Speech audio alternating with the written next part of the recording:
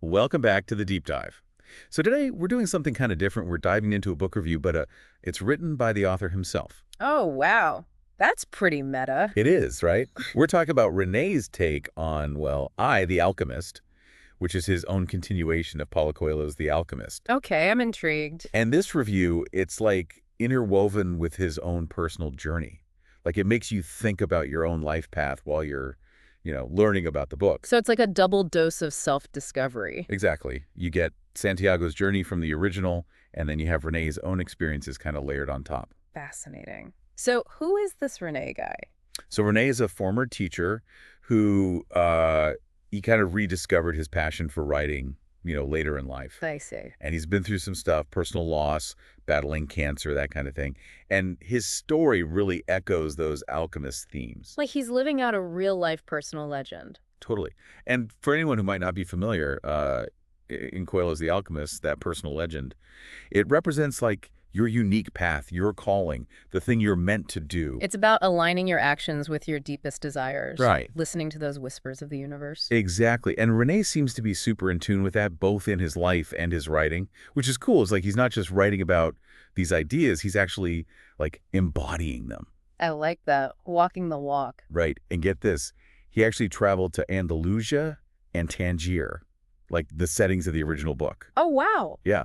And while he was writing, he had this like crazy encounter with a Brazilian couple in Slovenia that mirrored a connection he later wrote into The Alchemist. You're kidding. Like those synchronicities Coelho writes about were happening to him as he was writing. Right. It's like trippy. It really makes you think, doesn't it? How much of life is just like random chance and how much is, destiny? I know. René seems really open to those signs, like taking them as guidance on his own personal legend. That's interesting. Right. It's like he's saying we all have those signs around us, those little nudges from the universe, but we got to pay attention. It's up to us to see them and interpret them. Okay, so René's clearly into this whole personal legend thing, but how does all this tie into his actual book? What's The Alchemist actually about? So it picks up where Coelho's story ends. Santiago's back home. But he's changed, obviously, after finding the treasure at the pyramids. But there's still stuff he's dealing with. Like what? Grief, love, and then there's the whole responsibility that comes with, his newfound wealth. Oh, the burdens of riches. Yeah. And his mother, Marta, she plays a huge role in this one. She really pushes him to like follow his heart. So it's their journey back to the oasis that forms the kind of the backbone of René's book. Exactly. Like even though Santiago's achieved his initial goal, his journey isn't over. There's always more. It is. Right. It's like René's saying that achieving your personal legend doesn't mean you just stop growing, Totally. It's a great takeaway. Like reaching a goal, any goal, that's not the end. The real treasure is often in the process, the self-discovery. A journey. Okay, so let's talk about Marta for a sec. Yeah. The outline mentioned she's a pivotal character.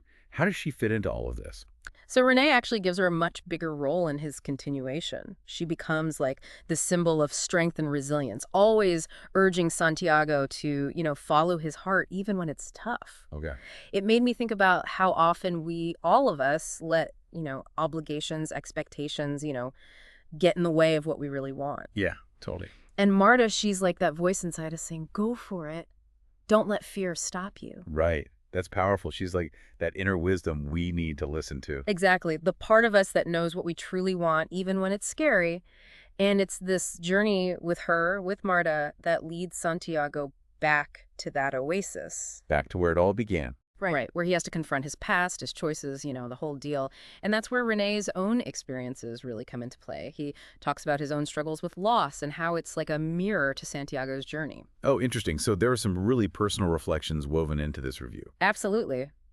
One of the most, striking parts, I guess, is how he connects Santiago's love for Fatima with his own experiences with love and loss. Oh, wow. He even shares a poem he wrote about a past relationship that, it really highlights how bittersweet love can be. Okay, let's unpack this poem a bit. What can the listener get from it?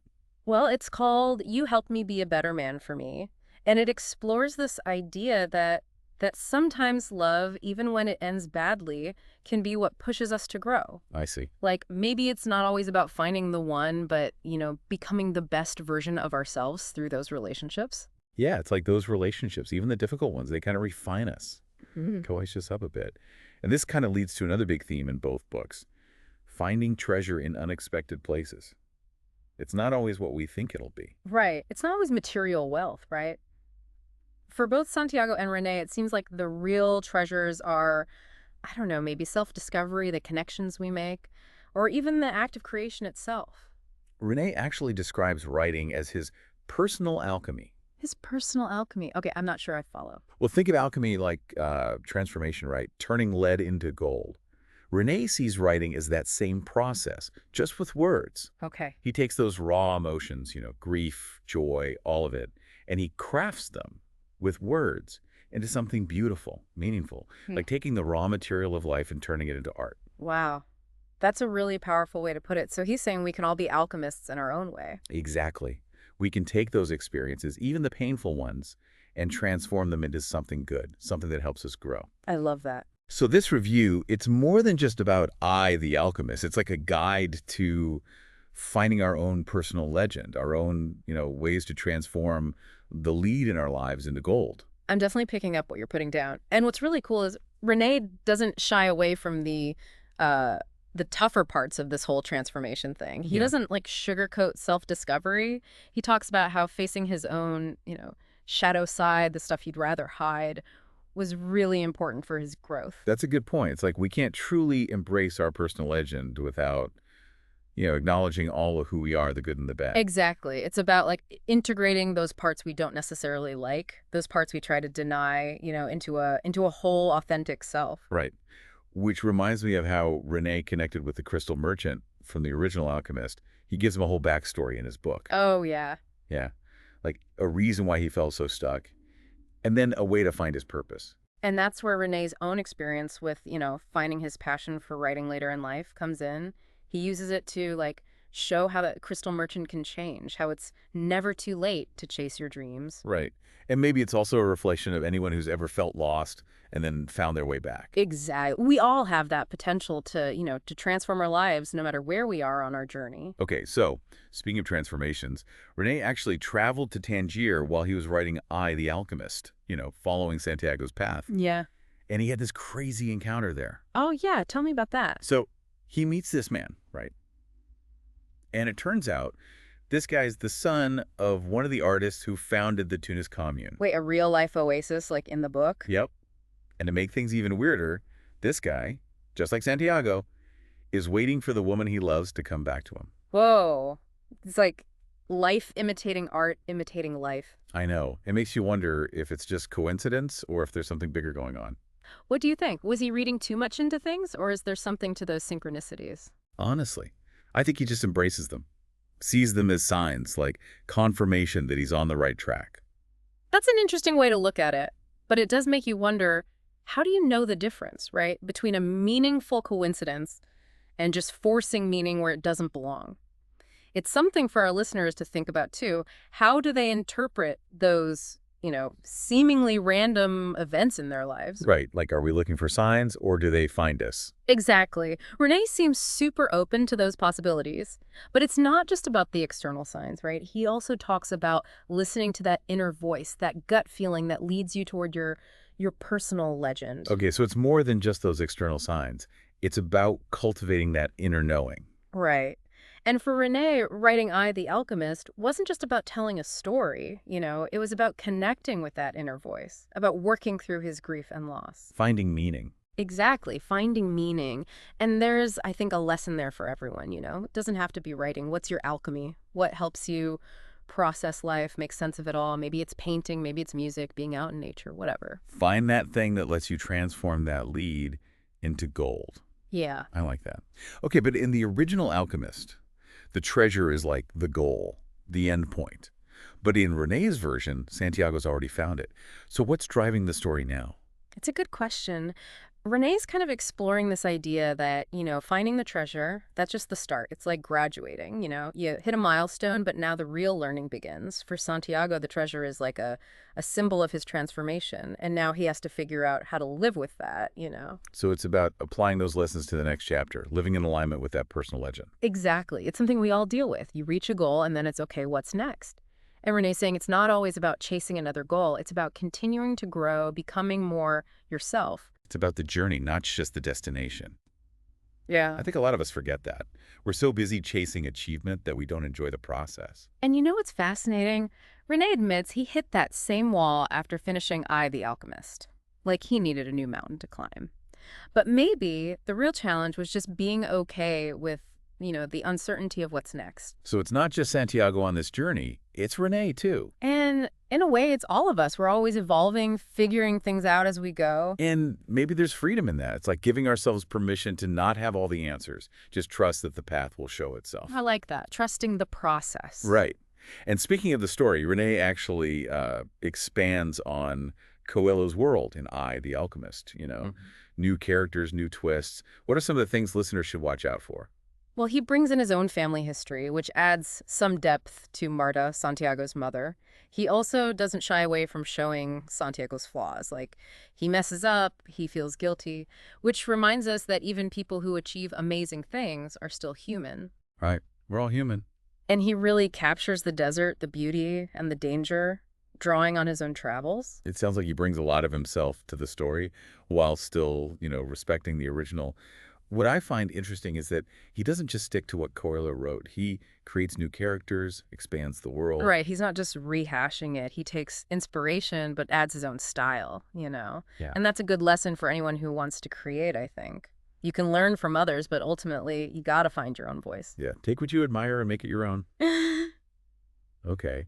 But does he manage to capture that magical realism that Coelho is known for? Oh, totally. There are scenes that blur the lines between reality and dreams, hinting at something, beyond the everyday. Like that scene with the seagull in Tangier, right? Exactly. You never know if it's a real bird or a symbol, but it adds this layer of mystery. It's like he's inviting you, the reader, to consider the possibility of magic, to be open to those forces we don't quite understand, the ones maybe guiding us.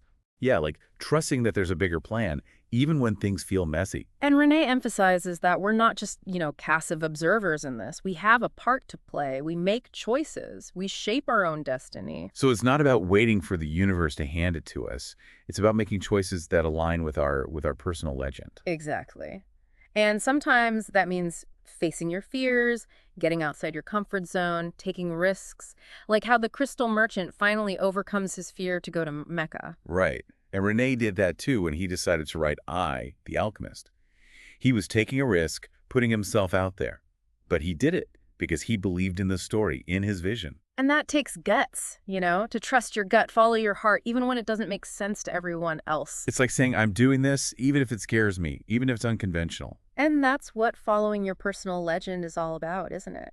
Being true to yourself, listening to that voice inside, creating a life that truly reflects your values.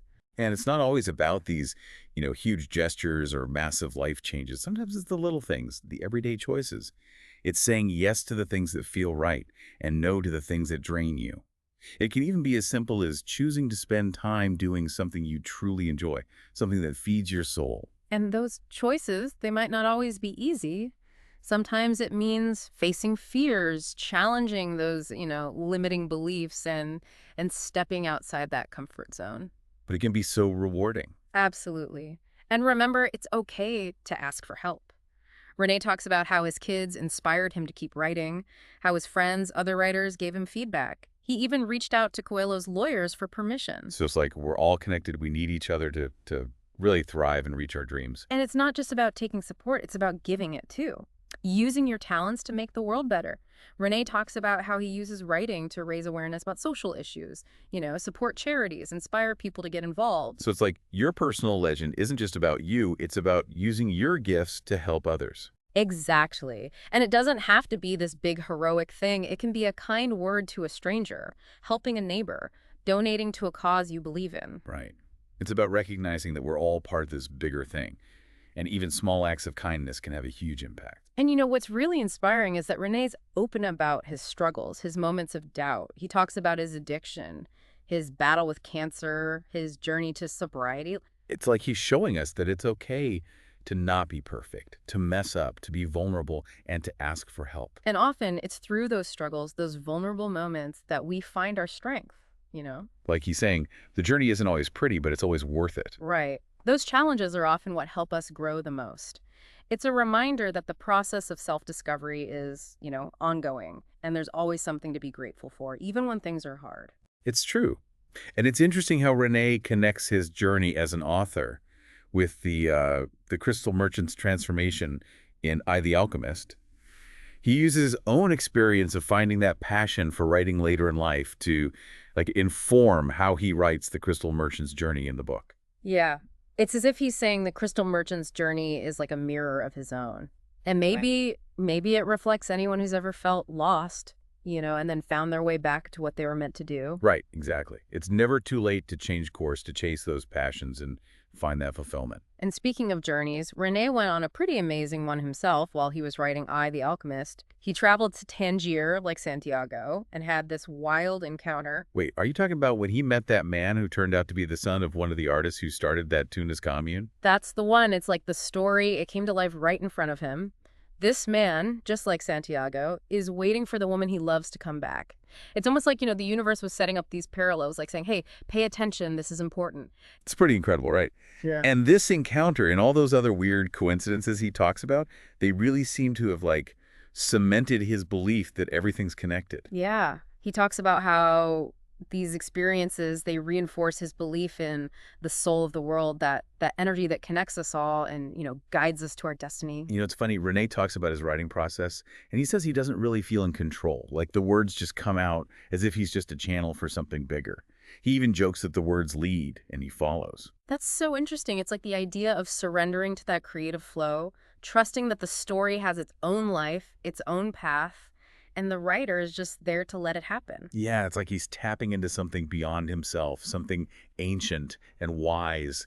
And you can feel that energy in his writing. It pulls you in, makes you think. It's really something. He also talks about stillness, quieting the mind to hear that inner voice, the one that guides you toward your personal legend. Right. He even describes his writing space, his nest, he calls it, in Bosnia, as this sanctuary, like a place to disconnect from the world and connect with that inner creativity. And it's that connection to something bigger, something kind of timeless, that seems to drive his creativity. He compares writing to a spiritual practice, a way to touch those deeper truths and share them. So it's more than just sitting down and writing. It's about creating a space for inspiration, for connection. And I think we can all do that. Find a space that feels good, that sparks that creativity. Exactly. It doesn't have to be fancy, just a place that feels right for you. And remember, this deep dive, it's not just about a book, right? It's about that idea of the personal legend, that path we're all meant to be on. Renee believes everyone has one, a purpose waiting to be found, and the journey to get there, well, it's not always easy. He really encourages readers to embrace the ups and downs, to see those obstacles as opportunities for growth, to trust that things will work out. He even talks about surrendering to how life unfolds, letting go of that need to control everything, and trusting in something bigger. And that trust, that willingness to let go, it seems to be at the core of what he believes. It's about faith, not necessarily religious, but believing there's something good at work in the universe, guiding us, supporting us. And when we align with our personal legend, when we listen to our intuition and trust the journey, he believes we find this deep joy and purpose unlike anything else. It's beautiful, isn't it? And he even talks about writing as a way to connect with that, to channel that wisdom and share it. Like he's saying, hey, this is what I've learned. This is what inspires me. Now go find your own truth. And one thing that really stuck with me is that you don't have to travel the world to find your personal legend. It's about looking inside, finding what lights you up, and going after it with everything you've got. So what about you listening right now? What treasure are you searching for? What are you passionate about? What whispers are you ignoring? Renee believes we all have the potential to be alchemists, to change our lives and the lives of others. It's about finding that spark within, that thing that makes you feel truly alive, and having the courage to follow it wherever it leads. So go out there, embrace your personal legend, and see what magic you can create.